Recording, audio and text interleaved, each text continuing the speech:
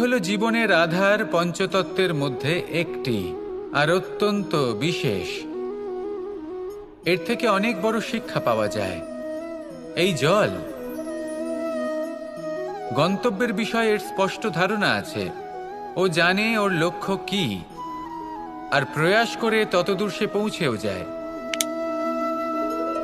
এটি পর্বত থেকে বয়ে নিচে নেমে আসে, নদীর সাথে সমাহিত হয়ে তার সাথে বয়ে চলে, চিরসবুজ বনানী গড়ে তোলে, প্রাণীদের তৃষ্ণা নিবারণ করে, সামনে এগিয়ে চলে, মানুষের সাথে মিলিত হয়। যারা একে বাঁধের মধ্যে বেঁধে রাখতে চেষ্টা করে, সে বন্দি দশাতেও থেকে যায়, মানুষের কল্যাণ করে। তারপর বাঁধ থেকে মুক্তি পেয়ে এগিয়ে চলে, কোথাও ধাক্কা খায়, কোথাও বাধা পড়ে, কোথাও যদি পথ খুঁজে না পায় তাহলে পথ খুঁজেই নেয়, আর যেখানে পথ থাকে না সেখানে পথ বানিয়ে নেয়, আর শেষ পর্যন্ত নিজের লক্ষ্যে পৌঁছেই যায়, অর্থাৎ সমুদ্রে গিয়ে সমাহিত হয়ে যায়। আমাদেরও কিছুটা এরকমই হয়ে উঠতে হবে। যেখানেই যাবেন সকলের কল্যাণ করুন, সামনে এগোন। আপনি কোথাও পড়ে গেলে, ধাক্কা খেলে আঘাত লাগবেই, উত্থান পতন লেগেই থাকে। সামনে এগোতে থাকুন। কোথাও পথ না পেলে তা খুঁজে নিন, কোথাও পথ না থাকলে তা বানিয়ে নিন। নিজের গন্তব্যের কথা সব সময় মনে রাখুন। শেষ পর্যন্ত নিজের মোক্ষ লাভ আপনি অবশ্যই করবেন। আর আমার সাথে ভালোবেসে বলুন, রাধা রাধা। প্রত্যেক প্রাণী ভালোভাবে জীবন যাপন করতে চান, এটা তাদের স্বভাবে আছে এবং ভাবাটা অনুচিত নয়। কিন্তু একটা ভালো জীবনের গুরুত্বপূর্ণ অংশ কোনটা? বসবাসের স্থান, সেই স্থান যেখানে আমরা জীবন অতিবাহিত করি। এবার মানুষ ভাবতে পারেন যে একটা ভালো বাসস্থানের অর্থ কি? সেই স্থান যেখানে সহজে জল পাওয়া যায়, যেখানে শুদ্ধ বায়ু পাওয়া যায়, যেখানে আনাজ উৎপন্ন হয়। এটা জীবনযাপনের জন্য পর্যাপ্ত বটে, কিন্তু ভালো জীবনযাপনের জন্য আরও একটা কথা আপনাকে বুঝতে হবে। সাধু, জ্ঞানী, পণ্ডিত ব্যক্তি, এই সকল মহাপুরুষ, এনাদের যে বাসস্থান তা অত্যন্ত বিশেষ হয়। এখানে এক ধরনের বিশেষ ইতিবাচক শক্তি থাকে, এমন একটা স্থান যেখানে দেবতারাও বিচরণ করেন। জীবন আমরা সবাই যাপন করি, কিন্তু জীবনের উদ্দেশ্য শুধুমাত্র জীবন যাপন করা নয়। জীবনের উদ্দেশ্য হল মুক্তি লাভ করা। আর এই সকল সাধু, জ্ঞানী, পণ্ডিত ব্যক্তি, এই সকল মহাপুরুষ আপনাকে মুক্তির পথে নিয়ে যেতে পারেন। কারণ এরা হলেন সেই মহাপুরুষ যারা নিজেদের অন্তরের বিকার, অহংকার, ক্রোধ, বিদ্বেষ, এই সকল দোষগুলিকে ত্যাগ করেছেন, এদের উপর বিজয় লাভ করেছেন। এমনই একজন ব্যক্তি আপনাকে মুক্তির পথে নিয়ে যেতে পারে। প্রয়োজন হলো শুধুই এনাদের চিনতে পারা, এদের কথা বুঝতে পারা এবং এদের দেখানো পথে চলা। যদি আপনি এটা করতে পারেন, তাহলে এই মন প্রফুল্ল হয়ে বলবে, রাধা রাধা। জীবনের প্রত্যেক মুহূর্ত আমাদের কিছু না কিছু শিক্ষা দেয়, নির্ভর করছে আমাদের দৃষ্টিভঙ্গির ওপর। যেমন নদী হলো আমার অত্যন্ত প্রিয়, নদীতে ভ্রমণ করতে আমার খুব ভালো লাগে। কি বলেন? নদীতে সবসময় নতুন কিছু থাকে, ও পুরনো কিছুই নিয়ে বসে থাকে না। সব সময় প্রবাহমান, কখনো থামে না। ততক্ষণ থামে না যতক্ষণ না সাগরে গিয়ে সমাহিত হচ্ছে। ঠিক এইভাবেই আমাদেরও উচিত নিজের জীবন অতিবাহিত করা, নদীর মতো। প্রত্যেক মুহূর্ত নতুন, তাই সেইভাবেই জীবন যাপন করুন। পুরনো কিছুই একত্রিত করে রাখবেন না, বিগত স্মৃতির মাঝে নিজেকে হারিয়ে ফেলবেন না। এই যে বর্তমান, এই যে মুহূর্ত, সেটাই হলো সর্বশ্রেষ্ঠ। এর মাঝেই জীবন যাপন করুন, নদীর মতো প্রবাহমান হতে শিখুন।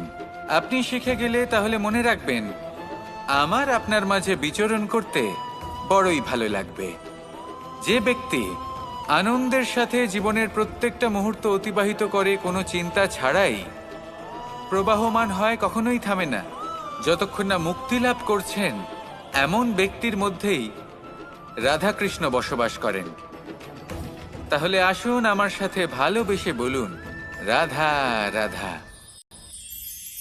আজ আমরা দুই ধরনের ব্যক্তির বিষয়ে কথা বলবো। প্রথম জন হলেন যে প্রয়োজনের থেকে অনেক বেশি পরিমাণ ধন উপার্জন করে থাকেন। তার কাছে ততটা ধন থাকে যতটা তার প্রয়োজনও নেই, তারপরেও আরও ধন উপার্জন করতে চেষ্টা করতে থাকেন। সকল সম্ভব চেষ্টা করেন, সকল সম্ভব কর্ম করেন, তা সে উচিত কর্ম হোক বা অনুচিত, তাতে তাদের কিছুই যায় আসে না।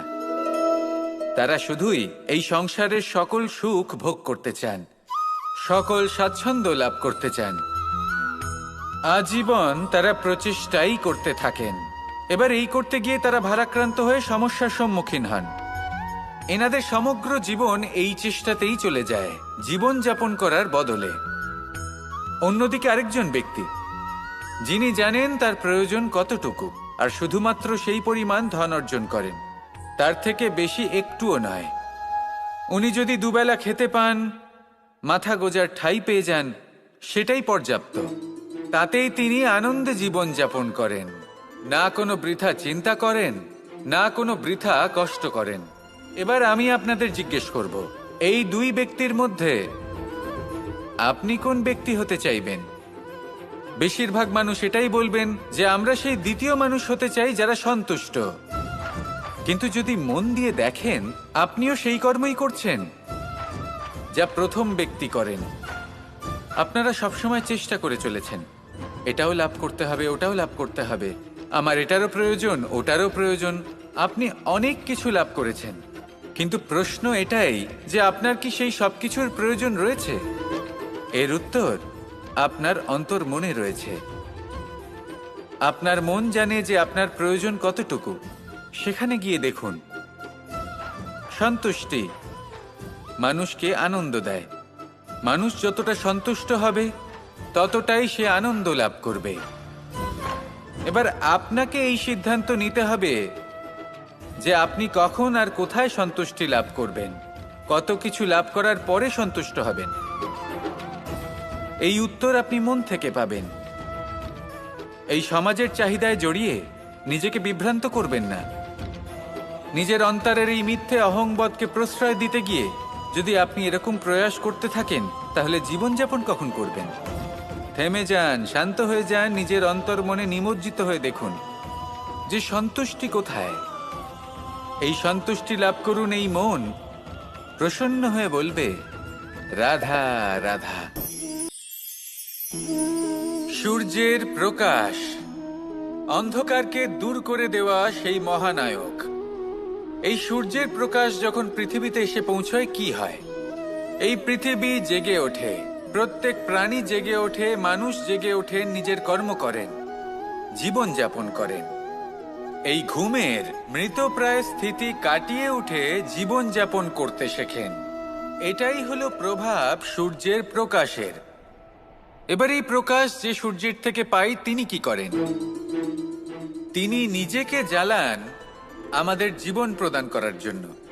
প্রত্যেকটা মুহূর্ত তিনি তাপ সহ্য করেন, আমরা যাতে সেই প্রকাশ লাভ করি। এটাই হলো জীবনের সারমর্ম। যদি আপনিও এই সংসারে প্রকাশ ছড়িয়ে দিতে চান, তাহলে আপনাকেও তপ্ত হতে হবে, নিজে জ্বলতে হবে, সেই কর্ম করতে হবে যেটা কঠিন হতে পারে কিন্তু আসলে শ্রেষ্ঠ। তবেই এই সংসারের সেবা করতে পারবেন, সংসারকে পথ দেখাতে পারবেন। নিজের অন্তরের প্রকাশ জাগ্রত করুন, তবেই সেই সকল ব্যক্তি যারা পাপের অন্ধকারে নিমজ্জিত হয়ে আছেন তারা জাগ্রত হবেন। সেই সকল ব্যক্তিকে জাগিয়ে তুলুন, প্রেরিত করে তুলুন সুখী হওয়ার জন্য যারা সুখী হতে পারছেন না। সেই সকলকে প্রেরিত করুন সাফল্য লাভের যারা সফল হতে পারছেন না। নিজের অন্তরের সূর্যকে জাগ্রত করুন, চারিদিকে শুধু প্রকাশই প্রকাশ হবে, জীবনই জীবন থাকবে, আনন্দই আনন্দ থাকবে। আর এই মন বারবার প্রসন্ন চিত্তে বলে উঠবে, রাধা রাধা।